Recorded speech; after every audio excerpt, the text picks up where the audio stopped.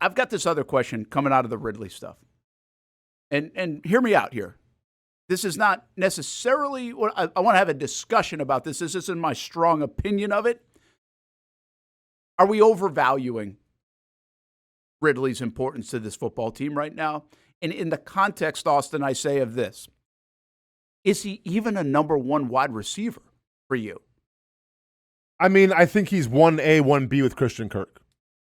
You know, I mean, going into next year, and I'm not comparing these players because they're completely different in terms of how elite they are, but is Cooper Kupp the number one or is Puka Nacua the number one? I don't know. You can go back and forth, I think. Well, but for what you're paying, Cooper better be the number one. Well, I mean, I could argue and say Puka Nacua outperformed Cooper Kupp largely last year. Absolutely and did.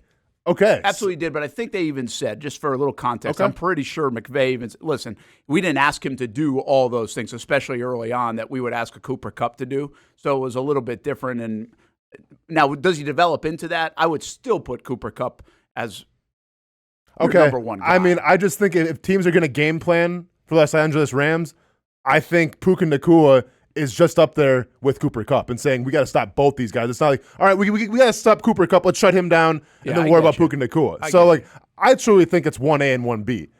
I kind of feel that way a little bit with Christian Kirk now and Calvin Ridley. Like, is Christian Kirk an overall number one receiver? I mean, out of the slot, it can be hard to justify. Is Calvin Ridley? Well, you saw sometimes last year he just got shut down completely.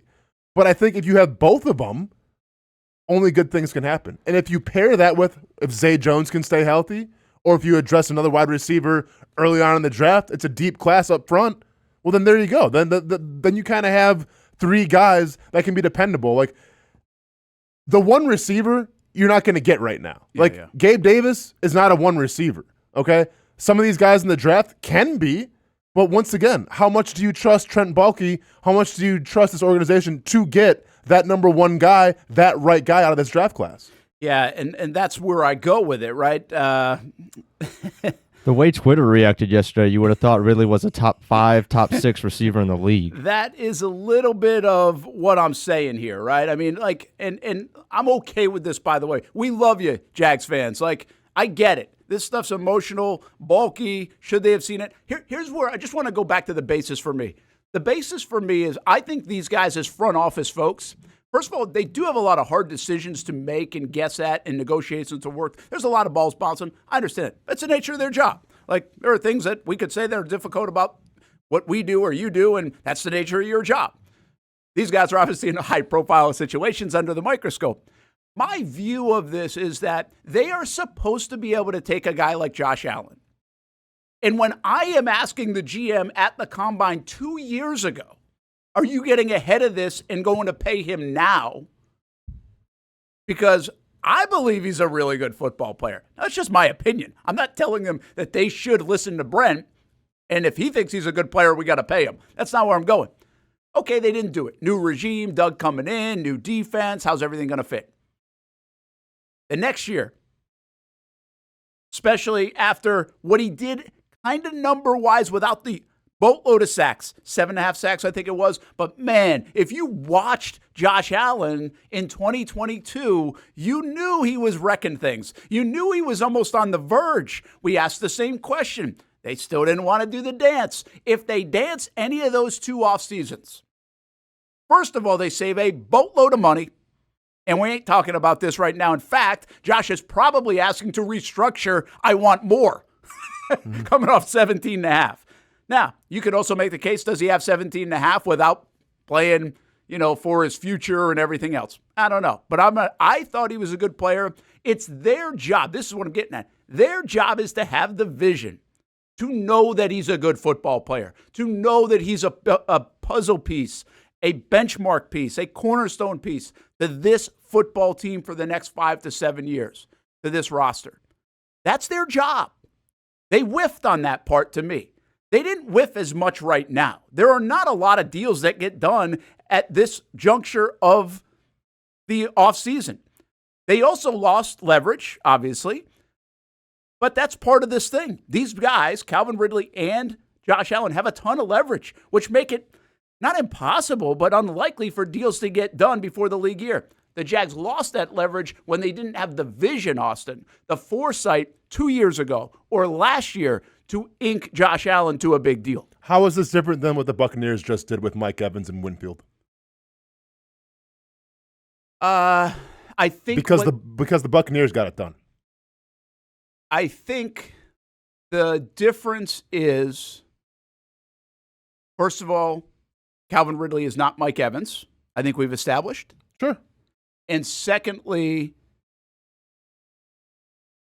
the second round pick and everything else that goes into play with Ridley is different than Evans. And you don't have 10 years of precedent, Evans working with the Tampa Bay Buccaneers front office and being there for that long. I'll add one thing, though. But you don't think the precedent is here with Josh Allen working with this team? Okay, but being for this city? But I think they're two different players in this. I think the Ridley piece is the Evans piece. I think the Winfield piece is your future piece who's going to be around for a while, and he just came off a monster year, Winfield did. He is the Josh Allen piece. No, I disagree. I think Mike Evans means what to the Buccaneers, what Josh Allen needs to mean to the Jaguars. Absolutely. But Mike Evans, 30 years old. He's got 2 years left. Josh Allen's 26 years old. Take age out of this, Brent. I'm saying what they mean to the team. Mike Evans, the reason we went to the playoffs was because of Mike Evans. Because it gave Baker Mayfield confidence. It was the deep shot. The Buccaneers go to the playoffs because of Mike Evans. The Jaguars were worth anything this past season because of Josh Allen. Yeah. Josh Allen means enough to the Jaguars like Mike Evans means enough to the Buccaneers. I get you. I get what you're saying there, but I don't think contractually in the situations they are in dollar-wise are alike.